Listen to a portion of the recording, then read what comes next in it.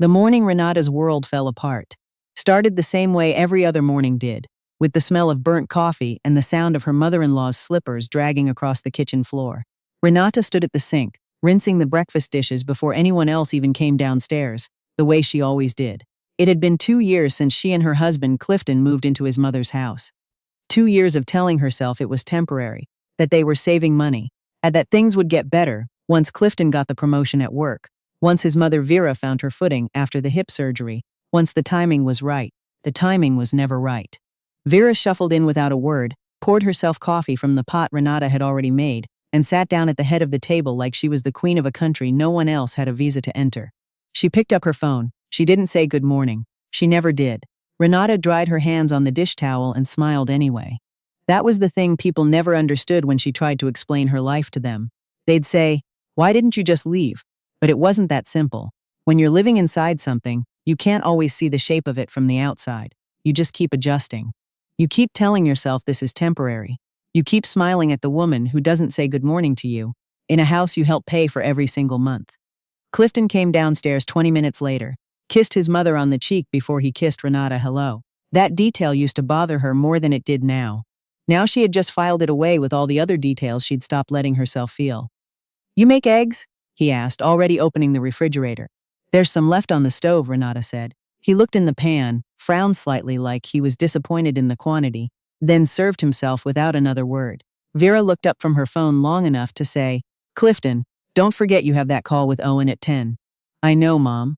Renata poured herself coffee and sat at the far end of the table with her phone, pretending to read something. She had learned a long time ago that the breakfast table wasn't a place for her to exist with any weight. She was background furniture. She was there but not really there. Her phone buzzed. A text from her father, Robert. "Closing on the property sale Friday. Finally, baby girl. Mama and I are relieved." Renata felt something warm move through her chest. Her parents had been trying to sell the land in Georgia, 40 acres that had been in her family for 3 generations, for almost a year. The deal had fallen through twice. The fact that it was finally happening felt like a small miracle. She texted back, "That's amazing, Dad. So happy for you both." She didn't mention it to Clifton or Vera, not at the table. It wasn't that she was hiding it. It just never felt right to share things in that kitchen. That kitchen only had one kind of conversation, conversations that Vera started. She mentioned it to Clifton that night when they were in their room, the door closed. "My parents are closing on the land Friday," she said. "It's a significant sale. They've been waiting on this for a long time." Clifton looked up from his laptop. "How much are they getting?" The directness of it caught her. She hesitated. "Enough to be comfortable," she said. "Enough to finally stop stressing." He nodded slowly and she watched his expression do something she didn't have a name for. Something that moved behind his eyes and then disappeared. "That's good," he said, and went back to his laptop. She lay down on her side of the bed and stared at the ceiling for a long time before she fell asleep. 3 days before the closing, Renata had one of those afternoons where the house sat quiet and heavy and wrong. Vera had gone to her sister's. Clifton was supposed to be at work. Renata was folding laundry in the hallway when she heard the low rumble of conversation coming from the room at the end of the hall. The room Vera called her sitting room, where she kept her good chair and her Bible and her telephone. Renata paused. She told herself it was nothing. Maybe Vera had come home early. Maybe the TV was on. But the voices were too distinct. 2 voices, not the television. She moved closer without deciding to. Her hand was pressed flat against the wall. She barely breathed. It was Clifton. "She doesn't know I talked to Owen," he was saying. "She thinks it's just me being supportive." Vera's voice came back quieter, but Renata had lived with that voice long enough to recognize every texture of it. "You have to handle this right. If you push too hard, she'll get suspicious." "She won't. She trusts me." A silence. Then Vera again. "Robert's not going to want to give money to a son-in-law he barely knows. But if it comes through Renata..." "I've already talked to her about the investment opportunity," Clifton said. "I planted it 2 weeks ago. I told her about the property deal I was looking at with Owen. She knows the numbers. I just have to let it sit a little longer, then I bring it up again after her parents close." Renata stood in the hallway and felt the floor drop out from under her. She did not move. She made herself stay still and keep listening, even though every part of her body wanted to walk through that door and let them see that she had heard everything. She made herself stay because she needed to hear all of it. She needed the full shape of what they were building. "She'll want to ask her father first," Vera said. "Let her. By the time she talks to Robert, I'll have already gotten her comfortable with the numbers. She'll go to him already sold. He'll trust her judgment. And Owen? Owen's not real," Clifton said. "I told you that." A beat. The whole investment opportunity isn't real, he said again, like he was clarifying. It's just the story we're using to move the money. Once it's transferred into the LLC account, I don't need all the details, Vera said sharp. I just need to know my part. Your part is to act normal. That's all. Just be yourself. Renata put her hand over her mouth. She walked back down the hallway. She walked into the bedroom and sat on the edge of the bed and looked at her hands in her lap and breathed. In and out. In and out. She did not let herself cry because she needed to think, and she could not think and cry at the same time. Owen isn't real. The investment is just a story. Move the money into the LLC. She thought about the night 2 weeks ago when Clifton had mentioned the property deal over dinner, casual, offhand, and how she had half listened, half nodded the way she always did when he talked about financial things that didn't fully make sense to her. She thought about how he had said, "Might be a good opportunity, babe, something to think about." She had thought he was being thoughtful, included her. She had felt almost grateful. She sat on that bed for a long time. Then she got up, walked to the bathroom, washed her face with cold water and looked at herself in the mirror. She looked the same. That surprised her somehow. She had expected to see something different, some visible evidence of what she now knew. But her face was just her face. She dried her hands. She went back downstairs. She started dinner. She did not tell Clifton what she had heard. She smiled at the right moments and asked about his day, and passed him the salt when he reached for it. She watched Vera from across the table and felt something very calm and very cold settle into her chest. She texted her best friend Portia that night from the bathroom. "I need to talk to you. Not on the phone. Can we meet?" Portia was at the coffee shop near Renata's office by noon the next day. She sat across from Renata with her hands wrapped around her mug and did not interrupt once while Renata talked. That was the thing about Portia. She knew how to hold still when it mattered. When Renata finished, Portia was quiet for a moment. "Okay," she said. "Here's what you're not going to do. You're not going to confront him. You're not going to tell your parents yet. And you're not going to do anything that lets him know you know." "I know," Renata said. "Do you have access to a lawyer?" "I know one through work, Joanna. She handles contracts, but I think she has a family law connection." "Call her today," Renata nodded. "And your parents' closing," Portia said, leaning forward. "When is it?" "Friday. You need to talk to your father before then. Not about Clifton. Just tell your dad you love him. Tell him you're proud of him. And then, very casually, very gently, you mention that you've been hearing about some investment opportunities lately and that you just really want him to be careful with the money. Don't say Clifton's name. Just plant the seed." Renata looked at her friend. "You're kind of terrifying."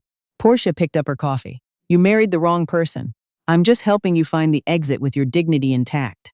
She called Joanna that afternoon. Joanna was efficient and kind and asked the right questions. By the end of the call, Renata had an appointment for the following Monday and a short list of documents to start quietly gathering. Bank statements, joint account records, anything with both names on it. She spent the next 2 evenings doing exactly that, pulling copies of things while Clifton was in the shower, while Vera was watching her programs, while the house was doing its regular evening sounds. She moved through the rooms like she was invisible. She was good at that. She had been practicing for 2 years. She called her father Thursday night while Clifton was out. "Daddy," she said when Robert picked up. "Baby girl, what's wrong?" She had not said anything was wrong. He just knew. That was the thing about her father. He could hear through the phone through the careful voice she used when she was trying to hold something together.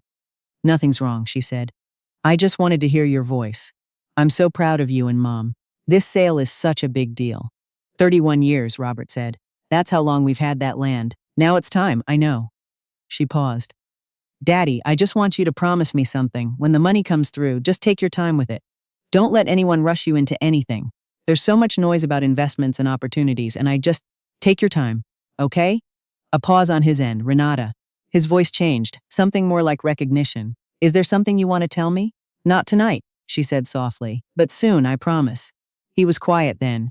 "You know your mother and I are always here. For anything." "I know, Daddy." She pressed the phone against her cheek. "I know." The Monday appointment with Joanna's colleague changed everything in the most practical sense. The attorney, a woman named Dr. Shields who wore no-nonsense glasses and took notes in a yellow legal pad, walked Renata through her options with the kind of clarity that felt almost physical. Like a window being opened in a room that had been sealed shut for too long. Renata had rights. She had options. And because she had heard the conversation in that sitting room, she also had information, not proof yet, but information. And information was the beginning of proof.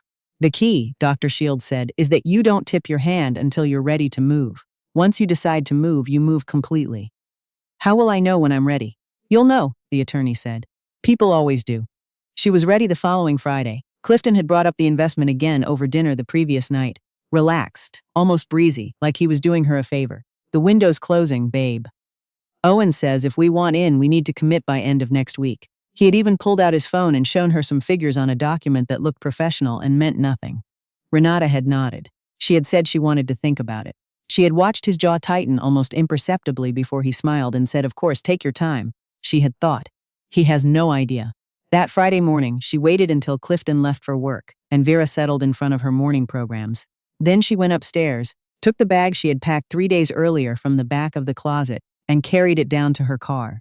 She had already transferred the contents of her personal savings account, the account that only had her name on it, the one she'd opened quietly at a different bank 8 months into the marriage, when something in her had started whispering just in case, to an account Clifton had no knowledge of. She had already sent copies of all the documents to Dr. Shields. She had already told her parents the truth, the full truth, on a phone call the night before that had lasted 2 hours, and ended with her father saying, "We will be there," and her mother saying nothing at all for a long moment, and then, "I never trusted him. I should have said it sooner. I'm sorry, baby. Don't be sorry, Mom. I'm okay." She sat in her car in the driveway for a few minutes. The house looked the same as it always did. Brick front, the little decorative wreath Vera had hung on the door at Easter that no one had taken down yet. The window of the bedroom where Renata had slept for 2 years, adjusting, smiling, making herself smaller to fit into a space that was never meant to hold her. She drove away without going back inside. She didn't need to say anything to Clifton. She didn't need the confrontation, the scene, the drama of making sure he knew she knew. Dr. Shields would handle the next conversation. That was what attorneys were for. The divorce papers arrived to Clifton 4 weeks later, while Renata was already staying in an apartment across town that her parents had helped her secure. Her mother, Helen, had flown up from Georgia and spent 3 days helping her put curtains up and buy a coffee maker and stock the refrigerator. They had eaten takeout on the floor of the empty living room the first night, laughing about nothing in particular, and Renata had felt something she had almost forgotten the name of. Light. She felt light. She heard through Portia, who had a way of finding out things, that Clifton had shown up at her parents' house in Georgia. Apparently having convinced himself that if he could get to Robert directly, he could salvage some version of the plan. Robert had met him at the door, told him to get off his property, and gone back inside. That was all. Her father did not call her to report this. He texted her a photo instead, just an image of the front porch from his rocking chair, the Georgia pines in the background, the afternoon light going gold. "Home is still here," he wrote underneath it. "So are we." Renata looked at that photo for a long time. She thought about all the mornings she had stood at someone else's sink, washing someone else's dishes in silence. She thought about the conversation she had accidentally heard in that hallway, the one that had broken something open inside her and let the air back in. She had spent so long being careful around people who were not careful with her. She had mistaken patience for love, and accommodation for peace, and she had stayed long past the point when she should have trusted her own instincts. But she was learning. Slowly, in her own apartment with her own coffee maker and her own curtains and the sound of no one else's slippers on the floor, she was learning. Some doors, when you finally walk through them, don't close behind you. They disappear entirely.